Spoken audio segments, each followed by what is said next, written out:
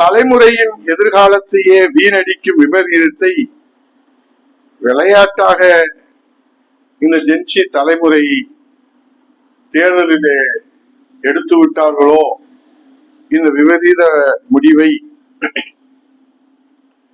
இதனால் தாய் தமிழ்நாட்டின் எதிர்காலம் என்னவாகும்?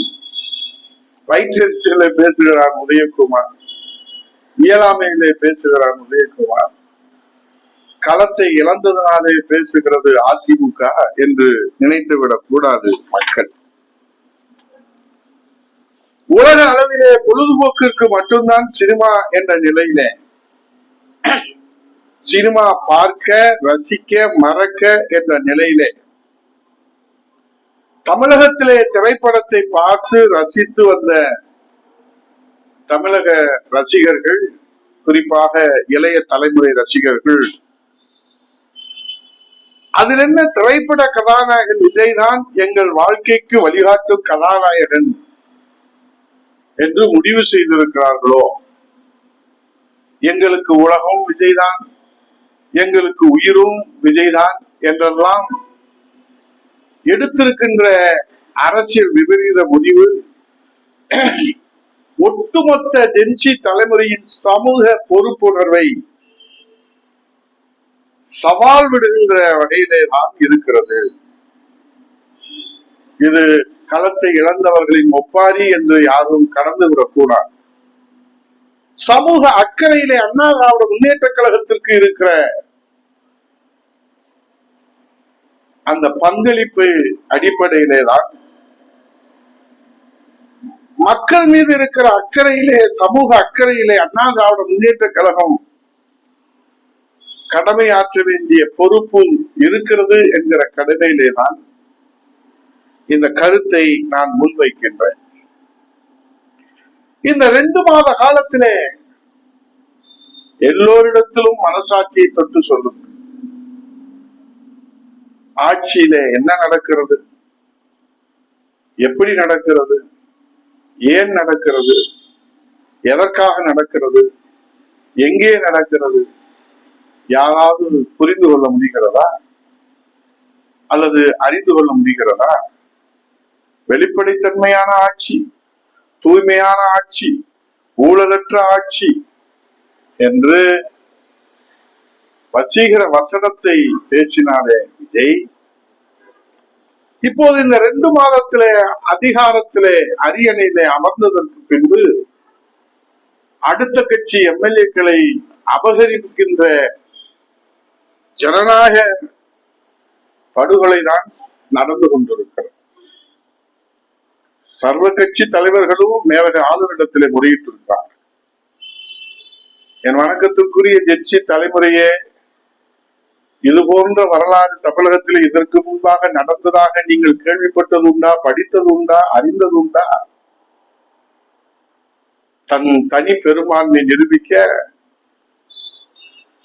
குறுக்கு வழியிலே, புறவாசு வழியிலே செல்லுகிற விஜயை கேள்வி கேட்டால் மௌனம்தான் பதிலாக வருகிறது. நட்பு வட்டாரத்தை பவர் சென்டராக அமர வைத்து அதிரடி காட்டுவது, கேள்வி கேட்டால் மௌனம்தான் பதிலாக இருக்கிறது. விவசாயிகளுக்கு பயிர்க்கடன் உள்ளிட்ட போதைப் பொருள் நடமாட்டம், பெண்கள் பாதுகாப்பு, இவை குறித்து கேள்வி கேட்டால் நீங்கள் தேர்தல் வாக்குறுதிகளை நிறைவேற்றுவது எப்போது என்று சொன்னால் 10 லட்சம் கோடி கடன் இருக்கிறது தெரியாதா என்று வாயிலே வடை சுடுகிற விஜயின் சாமர்த்தியத்தை பார்த்து நமக்கு தலைதான் சுத்துகிறது. இதிலே நேற்றைய செய்தி, 100 கோடி ரூபாய் மதிப்புள்ள பழனி பாலதண்டாயுதபாணி முருகன் திருக்கோயிலுக்கு மடத்துக்கு சொந்தமான நிலத்தை தனியாருக்கு அவசரமாக பத்திரப்பதிவே செய்து கொடுத்திருக்கிற தாவேகா அரசு கோயில் நிலத்தை தாரை வார்க்கலாமா என்று கொந்தளித்து போயிருக்கிறதே முருக பக்தர்கள், கொந்தளித்து போயிருக்கிறதே தமிழகம். அதிலே ஒரு அமைச்சர் சொல்லுகிறார், இனி கொள்கை அரசியல் இனி கொள்கை அரசியல் செட் ஆகாது என்று மெத்த படித்த மேதாவி நிதி அமைச்சர் பெண்ணை விரட்டி விரட்டி அடித்த வீடியோவில விவகாரத்தை கிளப்பிய நிதி அமைச்சர் கொள்கை அரசியல் இனி செட் ஆகாது என்று அசால்ட்டாக பேசியிருக்கிறார். அளவே இல்லாமல் போய்கொண்டிருக்கிற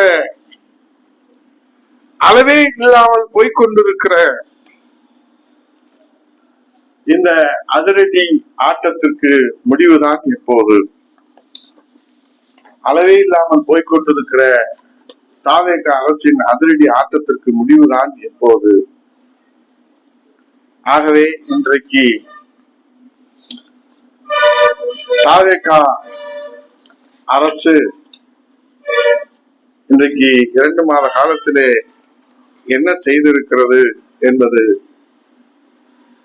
மக்களுக்கு புரியவில்லை என்றாலும் ஒன்றை மட்டும் தெளிவாக செய்து கொண்டே இருக்கிறது. சமூக வலைதளங்களிலே, டிஜிட்டல் பிளாட்ஃபார்மிலே லட்சக்கணக்கான இன்ஃபுளுசர்களை வேலைக்கு கூலிக்கு அமர்த்தி அந்த கூலிக்கு அமர்த்திய இன்ஃபுளுசர்களை வைத்துக் கொண்டு வியூகம் அமைத்து விஜயின் பிம்பத்தை மட்டுமே மக்களிடத்திலே இன்ஃபுளுன்ஸ் பண்ண பல 1000 கோடிகளை கொட்டி கொடுத்து கோடிக்கணக்கான மக்களை மூளை செலவை செய்வதை தவிர வேறு எந்த தியாகத்தையும் அறியாத விஜய் தலைமையிலான தாவேக அரசு விஜயின் இந்த இன்ஃபுளுன்ஸ் மூளைச்சலவை அரசியல், இதற்கு எழுத்து தேவையில்லை, பேச்சு தேவையில்லை, உழைப்பு தேவையில்லை, தியாகம் தேவையில்லை, மக்களை சந்திக்க தேவையில்லை, ஊனுறக்கம் மறந்து இரவு பகல் பாராது, லட்சியம் தேவையில்லை, கொள்கை தேவையில்லை, கோட்பாடு தேவையில்லை, சட்டம் தேவையில்லை, விதிகள் தேவையில்லை, எதுவும் தேவையில்லை. சமூக வலைதளங்களிலே இன்ஃபுளுன்ஸ்கள் மூளை செலவை செய்வதில் வெற்றி கண்ட நம்ம விஜய் வீராப்போடு அண்டை மாநிலங்களிலும் அடியெடுத்து வைத்திருக்கிறது என்கிற ஆச்சரியமும் நம்மை நிலைகுலைய செய்திருக்கிறது.